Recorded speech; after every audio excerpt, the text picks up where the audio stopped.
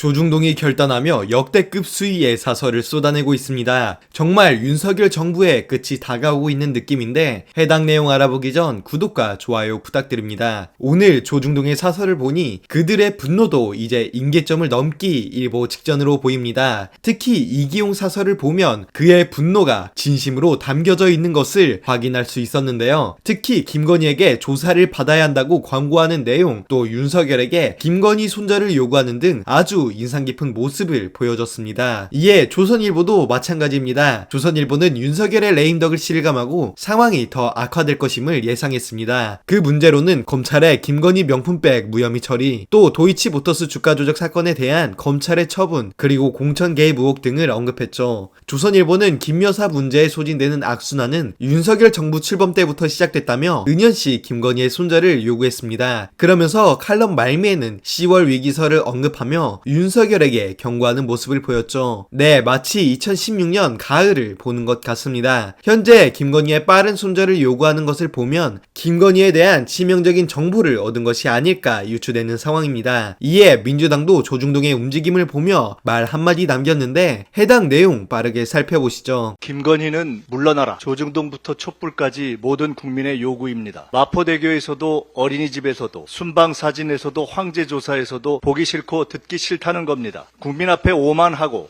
정의 앞에 비겁하고 권력 앞에 양순한 검찰이 용을 쓰고 봐줘도 국민재판은 이미 유죄입니다. 면피용 사과로 끝날 일이 아닙니다. 국민의 눈에 국민의힘은 기괴합니다. 4년 후 다시 윤석열 공천을 받는 것도 아니고 김건희 권력을 방어하는 필리버스터의 충심도 없는데 김건희 산맥 앞에 모두 꿀먹었습니다. 미친 권력의 마지막 칼춤이 두려워서입니까? 수염을 뜯기고 두들겨 맞은 박정희 시절 여당의 역사적 교훈 때문입니까? 직원 못하는 집권당은 무너집니다. 여야와 보수 진보를 넘은 한국 정치사의 교훈입니다. 직원 못하는 여당 국회의원들도 마찬가지였습니다. 결국 정치는 국민이 하는 것이기 때문입니다. 윤석열 대통령을 뽑은 국민의힘 당원들조차 그 대통령과 거리가 멀어 보인다고 한동훈 대표를 뽑은 것 아닙니까? 윤석열 대통령은 이미 국민의힘 당원들로부터도 심판받았습니다. 국민을 보고 정치하시기 바랍니다. 나라와 국민을 위해 필요하다면 의대 정원 입법이든 증시개혁 입법이든 김건희 조사 입법이든 계엄 예방 입법이든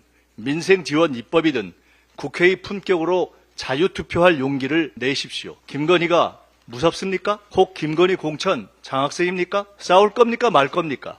또 말로만 때울 겁니까? 다시 다가온 투표용지 앞에서 국힘의 양심은 무엇입니까? 한동훈 대표부터 평의원까지 모두에게 드리는 고언입니다. 김건희 가족비리 국정농단 규명심판본부를 띄웁니다. 나라를 위해 우선 물러나야 할 김여, 김건희, 김태효, 여인형 우선 퇴진 3인방 중 압도적 1등은 김건희입니다. 우리는 국민의 명령을 따르겠습니다. 국힘 국회의원들은 어떻게 하시겠습니까? 이번엔 막아도 다음엔 무너집니다. 자유투표의 장막 안에서 대한민국 헌법기관의 용기를 기대합니다.